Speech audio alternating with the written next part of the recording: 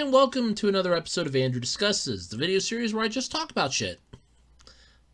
Look, I've been trying to come up with a unique way to open this damn video series every time, and I can never come up with one, so screw it. That's just what it is. This is the video series where I talk about shit. Yeah, so today I want to talk about Reboot. And for those of you that don't know, I was a huge fan of this show when it aired.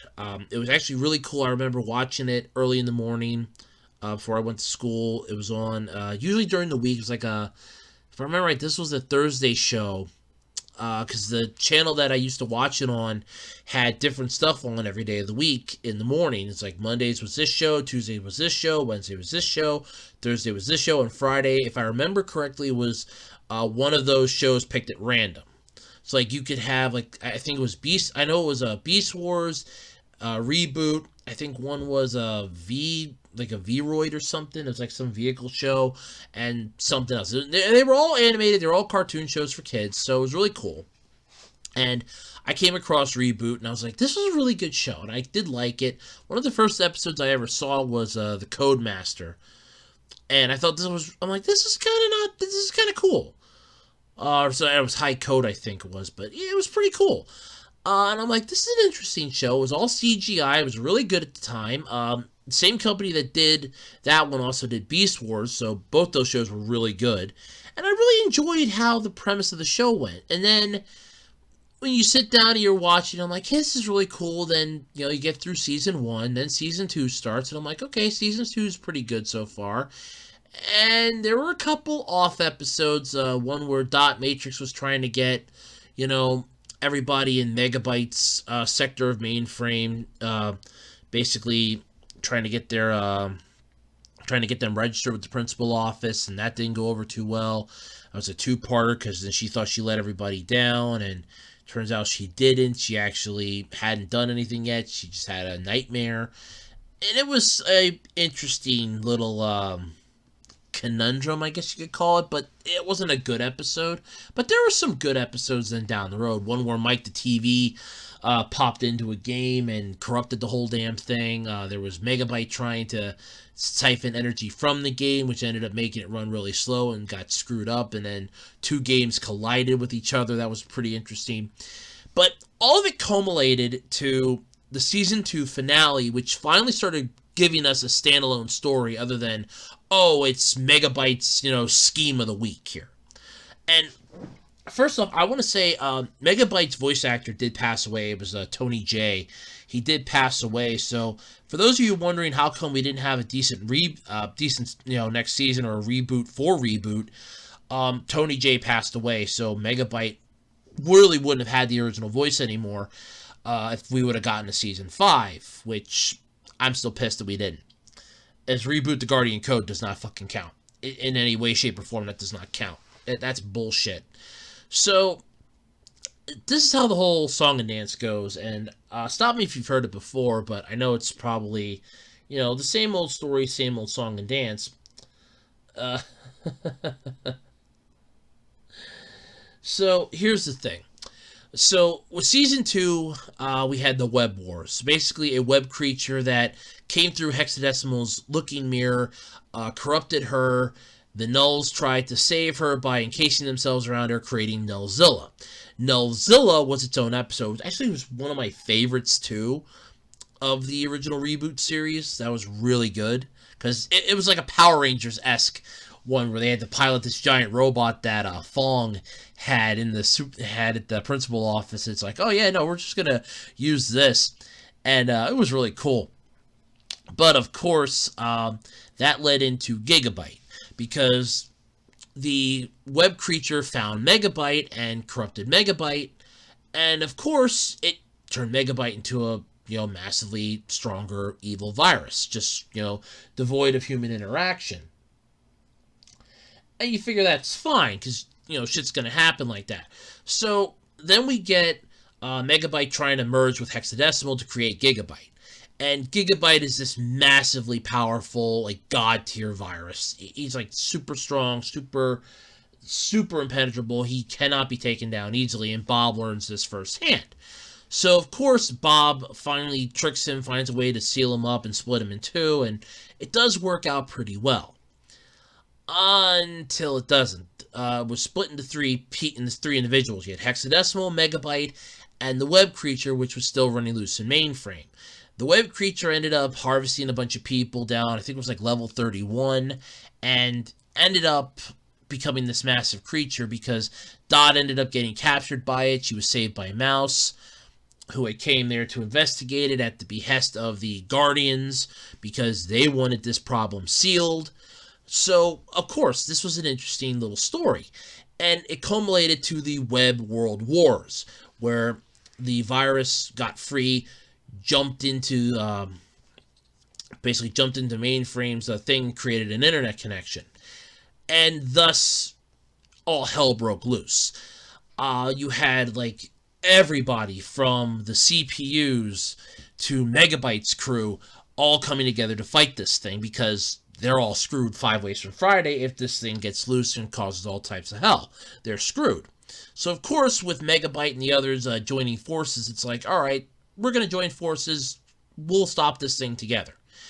Well, that worked out about as well as you could imagine because, yeah, sure, while they drove back the web creature, Megabyte decided to play a little game of screw you and chucked Bob into the web before having the web portal sealed, thus trapping Bob in the net, and Megabyte's now free to roam all of mainframe, unhindered and unchallenged. Save for Enzo, who was given Guardian status by Bob temporarily as like an emergency promotion. So Enzo became the new Guardian, and that was where Season 2 ended for the longest time, blueballing us into the possibility that we'll never see the continuation. Then comes Toonami and Cartoon Network, and thank God for them, because we ended up getting a continuation, Reboot Season 3, and I loved Season 3 of Reboot. It was one of my favorites, and I don't even think it was on Toonami. I think it was just on Cartoon Network standalone, but either way, I loved the Reboot Season 3. Season 3 was my favorite by far. So Season 3 starts off with literally the aftermath of Season 2. The CGI style was taken up slightly. Everything looked a lot better. It didn't look as blocky or as bulky as it used to. It was really, really well done. And the time difference between when Season 2 ended and Season 3 started really helped sell that point. So it was really well done. You had the Resistance fighters taking on Megabyte, trying to stop him while trying to find a way to get Bob home. No, that worked out kind of well, except at the same time, Enzo had to defend mainframe from the games. These, the cubes that the user would drop in to challenge the mainframians, I guess you could say. And if he wins, the area is nullified. If, the game beats the user, then, well, that's always fun. So, of course, Enzo wants to go in because, well, he's now part Guardian, so his code is telling him, go defend, go to the game, defend people. And along the way in Season 2, he came across a game sprite by the name of Ari Andrea, who really took a liking to Enzo. But because she was a game sprite, she couldn't leave her game. But she did find a way to cheese the system, I guess you could say, by putting a backup copy of herself onto Enzo's icon so that when Enzo left the game thought that she was Enzo, so then she was able to leave the game too and be with Enzo. So Enzo finally had a friend because at the time there were no sprites in mainframe that were Enzo's age because they were all either nullified when the Twin City that Hexadecimal calls home in Lost Angles was destroyed, or just didn't want to deal with them because they were the little annoying bots that we saw in Season 1. So with her wanting to help Enzo, she wants to go into the game, but she's a game sprite. If she goes into the game, she's stuck in the game. She can't leave. So Mouse manages to catch her in time with, Enzo and Dot going into the game, which was, for the first episode of Season 3, it was like a Evil Dead sort of game. It was funny as hell, because you had Enzo was like, this is one of my favorites, too, because Enzo was like a Michael Jackson version from Thriller. Dot was, oh god, she was, what was her name? The lady from the Addams Family. Son of a Morticia, that's it, Morticia. She was like Morticia Adams, and I'm like, oh god, this is whew, holy shit, this was really cool. And they definitely showed off how well the CGI had improved from seasons 1 and 2. Of course, Glitch was busted. Enzo couldn't use it. All he could do is find out what the game was, and that was it. It took a lot of time for him to kind of get, used to the Guardian role for the mainframe citizens to come to respect him. Of course, Megabyte, wanting to figure out a way to not have that happen, started plastering up a whole bunch of, Enzo's not the world's greatest. And this is like an entire, I think, week-long event, was just the first half of this. And you don't even realize how short it was until you actually watch the episodes, because I remember the one episode was Rocky. It was this raccoon.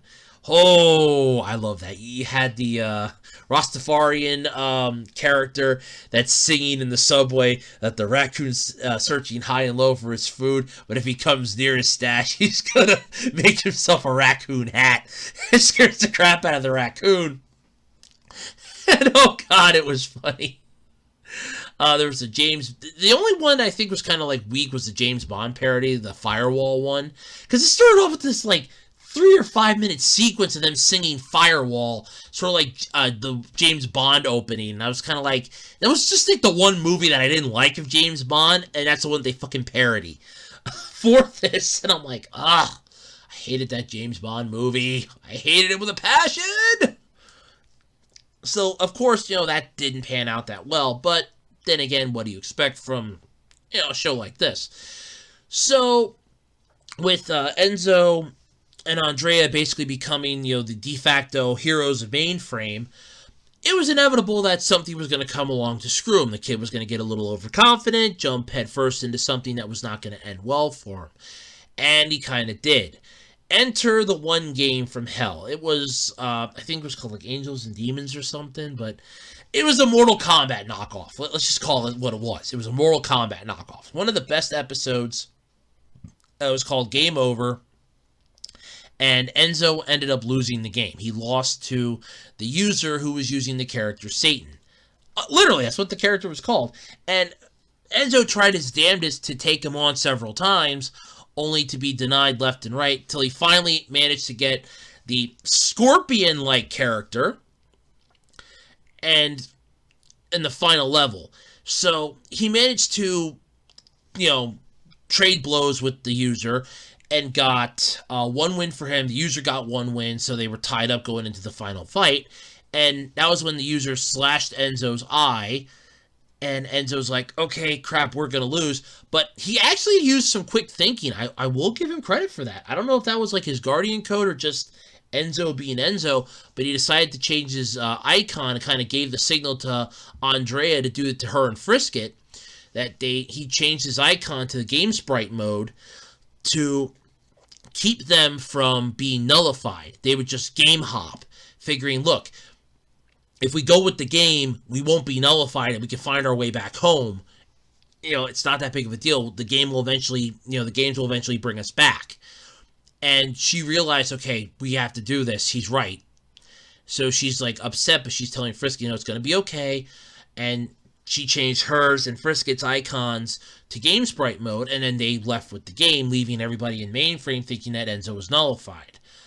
Then you had the second part of Season 3, where Enzo's now older, he's going by the name of Matrix, and he's just, like, massively pissed off, anger issues, PTSD out his ass. Andrea definitely was being sold off for the teenagers that are now watching the show, because let's face it, when you were a kid watching this, it was like, oh, okay, this is a kid's show. And then when you see Season 3, it's like, okay, we're getting a little more towards teenager. Second half of Season 3, okay, we're definitely hitting the teenage range here, because she was definitely there for for the teenagers only. That's no doubt about it. They were basically still, they were a nice, loving couple. They were game hopping to try to get back home, and eventually they come across a port that, and I'm going to say this, had net access, which was really cool. But of course, Season 3 was, like I said, my favorite season. So that's why I'm, like, really going nuts about it. Because it kind of brought a lot of the characters home. There were some weird episodes. There was a golf one where Enzo, or basically old Matrix, Andrea and Frisk, it became Megabyte, Hexadecimal, and Scuzzy, respectively, which really was creepy. Then there was an episode where they found this hero city where it was a freaking joke, and it turns out there was a virus amongst the heroes, which Matrix ended up, showing and defeating, so that was fun.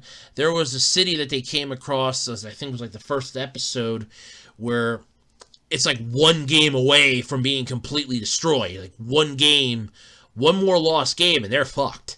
And it's like the people are begging them, well, why don't you guys stay, be our protectors? We can't. We have our own home. We need to go find it. But you have competent fighters here. They can defend your world from the games. It's not that big of a deal. And they were training them slightly, and it's like, okay, they kind of had a good idea of what to do. Enzo, Andre, and Frisk get left, and that was that. But it all culminated to them finding the port with the net access to get the story back on track again. Of course, that also led us to learning about another little side plot, which I think could have just been a standalone movie. And I stress this every time somebody asks me. This could have just been a standalone movie. And that was Damon. The whole point of her, she was a super virus that took over the supercomputer. She was infecting the Guardians. Turbo, the head Guardian, was doing his best to fight it off, but he couldn't do it forever, as we saw in Season 4. So, of course, he ends up running into Enzo because he was tracking Glitch, and Glitch was there. He's like, okay, well, I found Bob. No, it's not Bob. It's Enzo. And him and Enzo are talking, and it's like, well, I'm going by Matrix, and Turbo's like, yeah.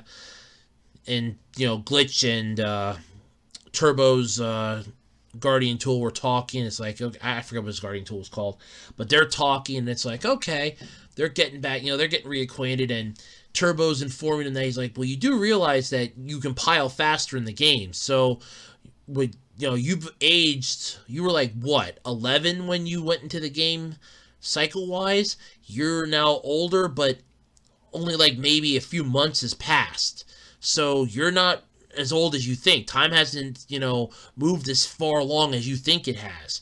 You're not as old, you're not as far gone as you think because you can pile faster. And literally, he's basically telling Matrix that, if things would have been different, you would have made one hell of a Guardian.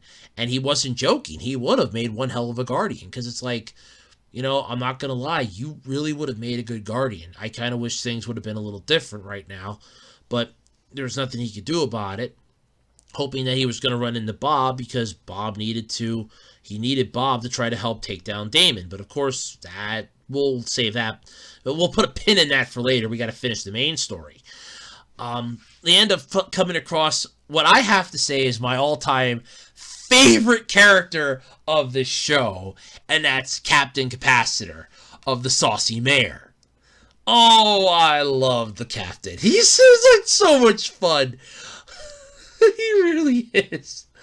It's like, by the code. He's like you think pirate captain, and that's who this guy is. And he was like back, I think it was like season 1. Yeah, it was season 1, I think. Where, I think season 1 or season 2, where him and the Crimson Binome, well, he is the Crimson Binome, but the ship, the Saucy Mare, had came in the mainframe, and they ransacked the system, and they're going to take off. They kidnapped Dot, and Bob's trying his damnedest to chase after her to save her, only to find out that she's literally telling the captain, you're fucking this entire thing up. You people have a wonderful opportunity here for a business, and you're just screwing everything to hell. And then she's like really laying into his ass about how you can do this better, this better, this better, this better, this better. All of a sudden he's like, she's right. By the code, she's right. And then just like that, he's like, I guess we should, change our ways. So that kind of led into my favorite part, which was, them using the Saucy Mare to go back to mainframe. And they do somehow manage to get back, after a lot of other problems occur. They ran into Ray Tracer on the same port. They saved him. He came along. They found Bob, who was part of the Web Writers, a group of people that just scour the net that are somewhat corrupted by the massive data flow and the code and everything, which is really cool. But what pissed me off was how all this led into basically the finale, which, like I said, if season 3 would have just been the end of Reboot, I would have been fine with it. Standalone movie for Damon and nothing more. We get my favorite episode of season 3, which was End Program, where after they get back to Mainframe, they have a little to and fro. They find out that Fong was captured by Megabyte. The Resistance fighters are now screwed. Hack and Slash were rebuilt by Fong. They're now on the side of good. He entrusted them to look after Dot. When they found out that Enzo was back, they're like, oh, she's going to love seeing this.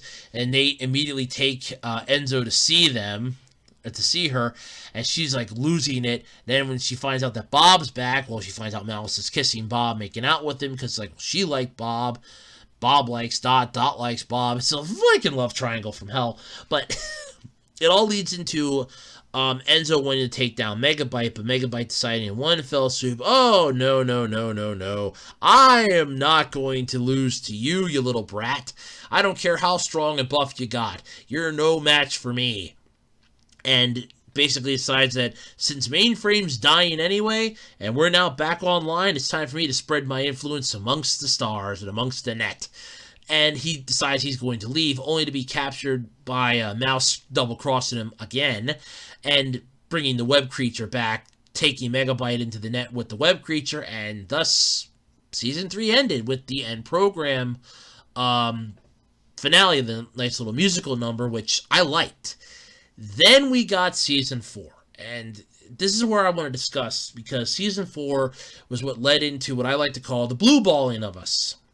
Now, we were blueballed with Season 2, and like I said, if Season 3 would have just been the finale of the series, we just got a standalone movie to finish it off, like they did with Conqueror Shambhala and the original Full Metal Alchemist series, I would have been fine with that. And I stress this, I want to stay into this and stress it once again, I would have been fine with that. A standalone movie going into the finale of, the series, that would have been fine. But we had Damon Rising. Now, Damon was the virus that Turbo had talked about back at the port in Season 3. So, of course, we had to, tie up that loose end, which we did. The day ended up getting saved, blah, blah, blah. All hell broke loose. We had another copy of Enzo running around because Matrix still had his icon in game sprite mode, so the system didn't realize that that was Enzo, which I kind of feel like if it would have changed Enzo back to, or Matrix back to Enzo, which would not have ended well. So it's like, yeah, he was better off being who he was at this point. But then you got Damon Rising, and the whole, Enzo was kind of like, I'm going to be Matrix, no, I'm going to be Guardian, no, I'm just going to be me. And then he rips his older self a brand new asshole. It's like, look, how the hell did I turn into you? It's like, you've got to be kidding me. How did I turn into you? Dot told Hack and Slash that, hey, take Enzo into the game, put your icons in the game sprite mode. I'm going to go with a plan B scenario here where he's going to go into the game, come back like Matrix, you two watch his ass, make sure he doesn't get into trouble, problem solved. Only that didn't happen because Enzo beat the game, and Hack and Slash are like, we were supposed to beat the game. We were supposed to lose and go with the game. And Enzo's like, no, we're making a stand right here, damn it. And they managed to defeat Damon, which that was the end of Damon's Rising. But then, of course, because the series wasn't content with just ending the goddamn thing with a standalone movie, which they should have just fucking done, we ended up getting a really crappy thing called My Two Bobs, which was, I think, a soap opera that if you would have asked the writers of Days of Our Lives and any other soap opera to take a look at the script for, they would have thrown it up in the air and said, this is fucking garbage. It read like a fucking soap opera. It acted like a fucking soap opera. So, a copy of Bob appears from the net. And all of a sudden it's like, well, is this the real Bob? Or is the Bob that merged with Glitch the real Bob? So is Glitch Bob the real Bob? Or is Bob the real Bob? Who the fuck's the real Bob? And we don't know who the real Bob is because Bob doesn't know, the other Bob doesn't know, and I'm tired of saying Bob. I'm tired of saying Bob. So what ended up happening was the entire cast of characters is like, well, we're going to figure out which Bob's the real Bob. And it accumulates at the end to Bob and Doc getting married, with Glitch Bob trying his damnedest to figure out how to separate himself from Glitch, because a Guardian and a Key Tool were not supposed to merge together. It was a one-time, thing, but it's draining Bob's life force. He's not exactly, handling things very well. He's starting to lose, himself into this. We lost Hexadecimal because she had defeated Damon, which was ironic in a way, because Damon looked at her and goes, "You're a disgrace to viruses." And she literally looked at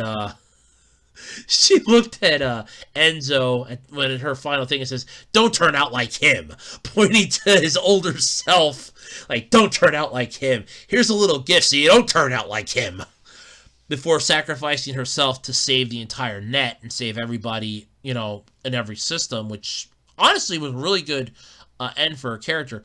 But we have all this going on. We find out that, it turns out that the gift that she gave Enzo was their father. The one Null was their father, Wellman Matrix, the guy that caused the entire issue at Lost Angles in the first place, which brought us to, this entire full circle sort of event. And this all ends with Megabyte being revealed to be the other Bob, because the Glitch Bob ended up being taken to the Guardians because he did something to himself that really fucked him over. He tried separating from Glitch, but it didn't work, by using the energy from the principal office to try to separate himself like he did the Gigabyte, but it didn't work. It crystallized him.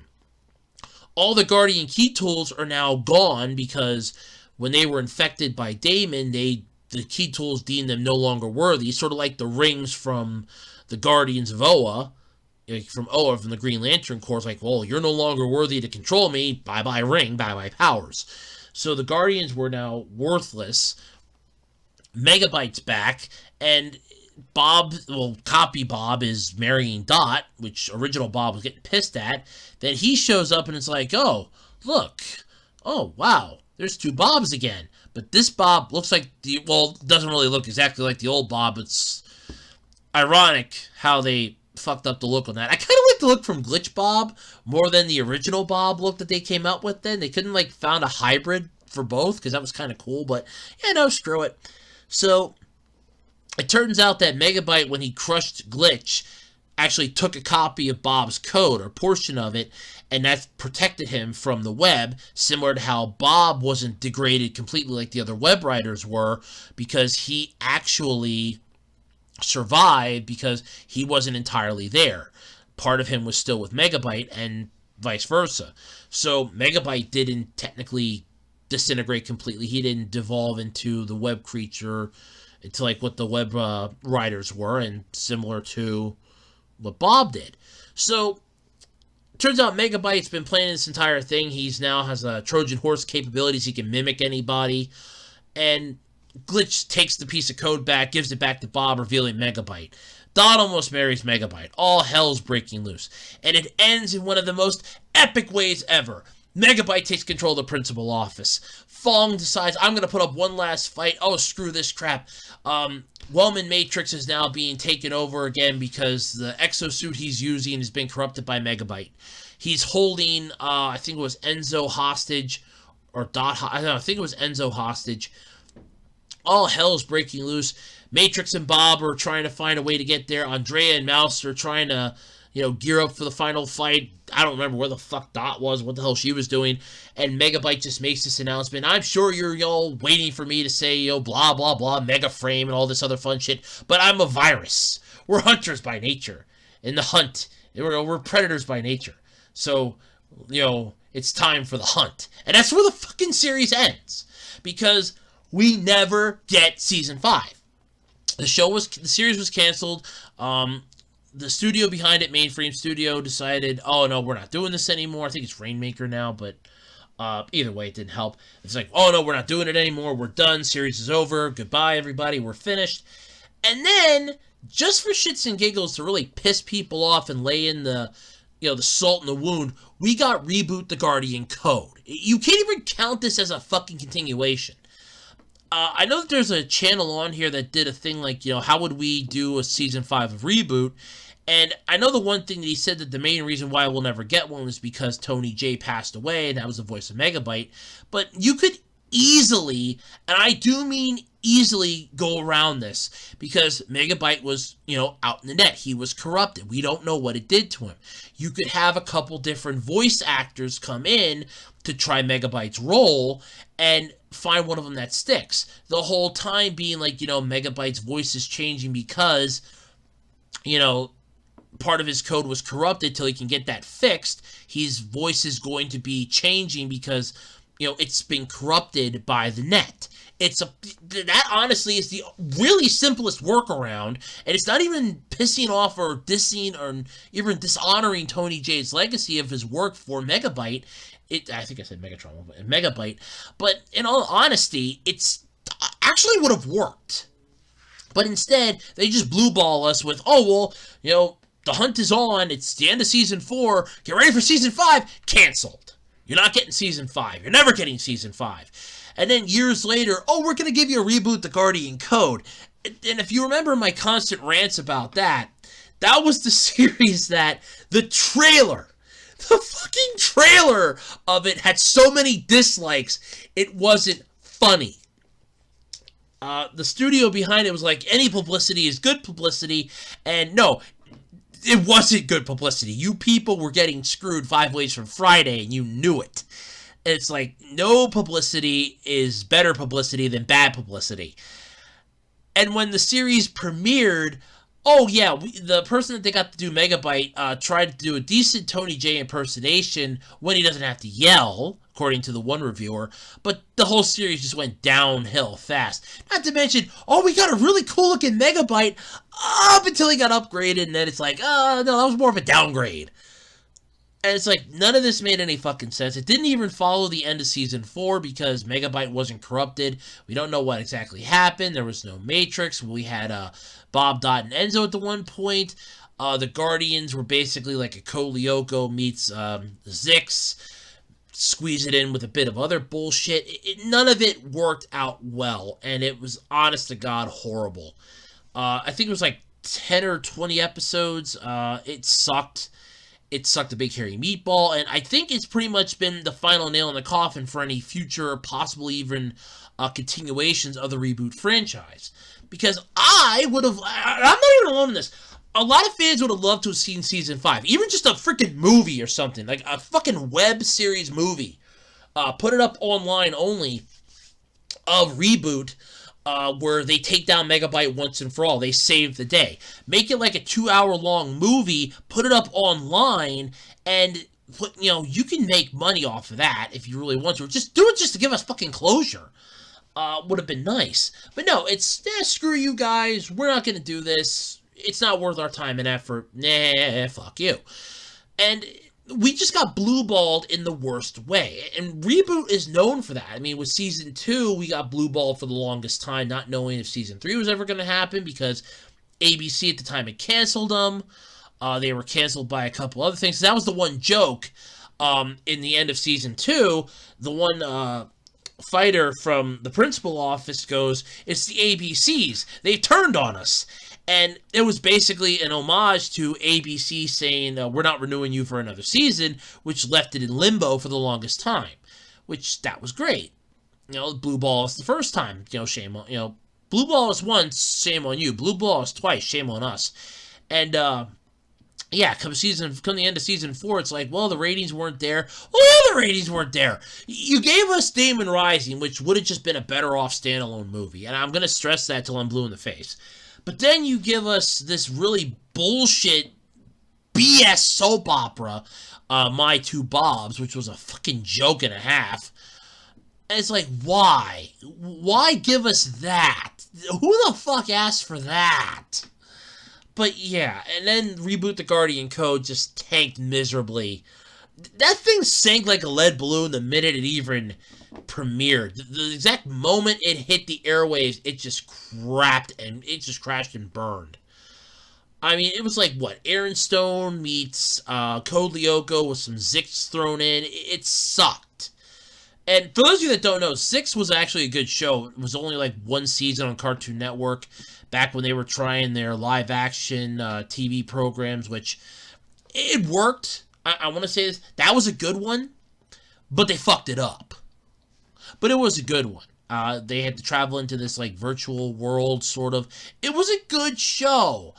It sucked then in the end, but it wasn't a bad show. We only got like the end of one level, and then we got to the next season where, oh well, a whole new character, and then it's canceled. It's like, okay, well, screw us then. So I mean, of course, we had that, but it was just so much that could have been done better with this. So much that could have just been made better, improved with these shows. I don't know. I would have preferred a season 5 of Reboot over the Guardian Code. I would have preferred anything over that. Standalone movie, a fucking webcomic. I don't care if you would have just put up a one-page paper that says that, we are trying to, find funding or something to give you guys a proper conclusion to Reboot. Please be patient. I think we would have taken that over what we got. But this series was by far, in its heyday, one of the best CGI series that was ever done. And it's just, it's like God tier in that aspect. Season 3 was good, at least in my opinion. And then come Season 4, it's like, no. No, Season 4 just blew. It just sucked the big hairy meatball. It reeked the high hell, and that was the fucking end of it. By the time Season 4 hit, I don't think anybody gave a rat's ass anymore. Nobody cared anymore. I sure as hell didn't, because Damon Rising sucked.